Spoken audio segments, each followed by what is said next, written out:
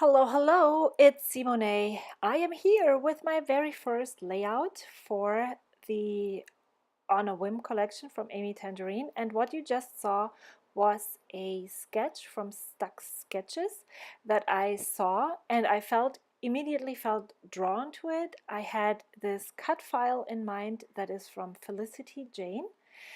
And yeah, so I am working on my page. I, I And what am I going to say? It's my second scrapbooking video in a long time. I'm totally out of practice, at least that's how it feels to me. And now I'm looking through the 6x6 paper pad to find papers to back my photo with. And there are some pattern pieces and banners and stuff behind the photos, I should say, that I want to make from these. However, what I really liked was the branding strip of this paper, how it looked with the photos and the title. I think that gave a really, that's probably why I was drawn to that combination in the first place. And I don't know how many YouTubers you are watching, but I'm absolutely inspired by the way Kat Martin usually layers papers underneath her photos. She does it in such a great way and uses huge pieces of patterned papers, often 6x6 papers that she just cuts down very slightly. And it always looks so great. But yeah, I think I have to go a long way to get there. So I'm looking at the sketch, and there is a very different pieces behind the photos. It's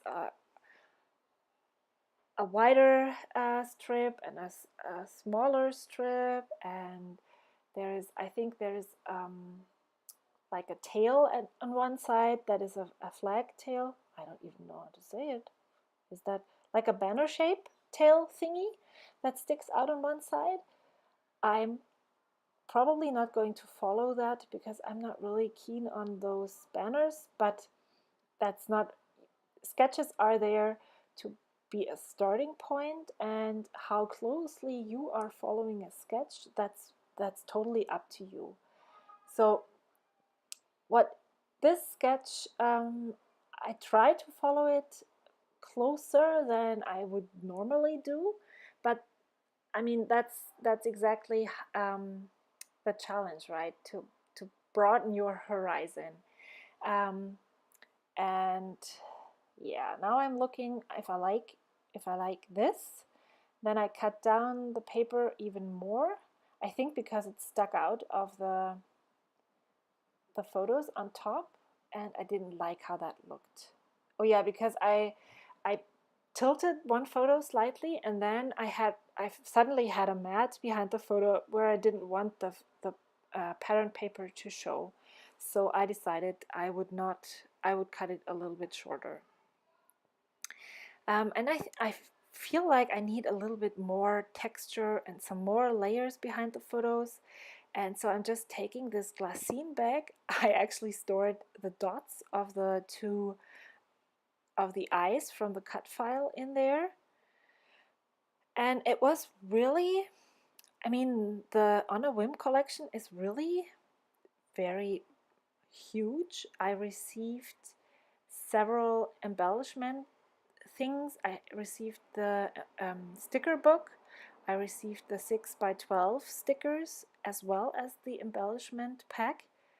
But still, I felt I didn't have enough embellishments to play with. That is because some of them were just huge and they wouldn't go there. Some of them are so themed, and I mean, yes, I can definitely use embellishments that are not um, that don't go with the the collection or the photos. Well, the collection, they should be going with them, but yeah. but there, I mean, taco trucks on a photo where I just took a photo of my son who is being cute. I don't know. I can't do that. And now I'm trying to line up the piece of patterned paper that I cut in half to stretch it out. But yeah, I have a really hard time to straighten things out. Then I'm layering the glassine back behind and then those two strips because yeah, I know that I want it to look like that for sure. And if you hear noises in the background, that's my two sons outside fighting. And I don't know why they always go outside to play baseball, but the only thing they do then is yell at each other. Ah! But I'm going to do this voiceover, I don't care. So I just glued the cut file to my photo mat cluster thing because I didn't really feel like moving it around all the time, and it looked really good like this. And I was afraid that if I stuck it down differently, I suddenly wouldn't have enough room because the 12 by 12 paper with those two photos and the embellishments underneath, I mean, it almost touches the edges. I don't really mind that. I'm totally okay with that. But I don't want it to look like it's too big for the paper. That's the reason why I did not layer that 6 by 6 paper underneath the whole block of embellishments, because, not embellishments, my whole construction there, because it would have touched the edge on the bottom, and I didn't like that. So now I'm looking for not so themed embellishments here, and I'm going through all of the die cuts, seeing if I can layer them someplace. I really like that drop, and then I'm looking for a place where I can journal on, and there is some yellows, some reds and blues or black in the photo. So I thought maybe if I can find something that would work on the page, I could actually pull the colors that are in the photo.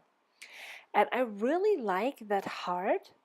It has some journaling lines on there, and I actually don't really know what to write about. And I also like that leaf. I really like how it works with the photos and the whole layers. And I hope I will bring it back because I really liked it there. So I don't really have much to journal about. I only printed those photos because I really, really liked them. So yeah, and I liked that leaf, but I thought that maybe if I can find more yellows, I could actually have 3 spaces where I could have the yellow, and then maybe I can find some more red so that I can have the red in 3 places, the yellow in 3 places. I love having things in threes. This is something that I learned from watching Shumel's videos or Glitter Girl videos, which is actually the same person. Yeah, so I knew that I had this pattern paper with the cameras, and so the idea was to have 3 yellow pieces in each embellishment cluster, 3 camera pieces in each embellishment cluster, and if I can pull that off, I will be really happy. So now I'm going to add that really tiny strip that I cut from the cutter part sheet. I just liked the dots, and for no other reason than I like the dots. It's another layer. It doesn't look so empty then, and yeah, it probably works there. So next step, I'm looking for another yellow piece, and I remembered I had one. I had seen one in the 6 by 6 paper pad, and then I had thought for a moment that I would take 3 cameras from the pattern paper, from that sheet of pattern paper. But then I think I really like having the camera as an embellishment, as an element, but I like it more if it's not so uniform. So I take that camera from the embellishment paper, or is it from a cut apart sheet? I don't even know where it came from. You saw it in the beginning somewhere. It's from somewhere. Um, I really like when it's not so uniform. So then before I just trimmed around the camera to see this, if the size would fit, and now I'm just fuzzy cutting around the white edges. So I'm putting it there, and I decided to not fuss so much and stick things down, because I don't want this to be a layout that takes me ages, even though it feels like yeah, it's coming together so nicely. So now I decided to stick it down. So I add glue to all of the letters, and I'm using the Tombow Mono Multi-Liquid Adhesive. I still haven't bought one of those awesome fine liner bottles, but I really use this one, and it's totally fine. I haven't felt the need for a thinner needle tip for my glue. So yeah, I will use this as long as it works for me. Okay, so I decided that even though I do not have any scallops up top, I want something on the top of the page. And I decide to place the red embellishment cluster. I'm not going to put it in the center because my whole photo and title and everything is a little bit lopsided. It's more to the right, so it just feels like it is better to also place that embellishment cluster more to the right.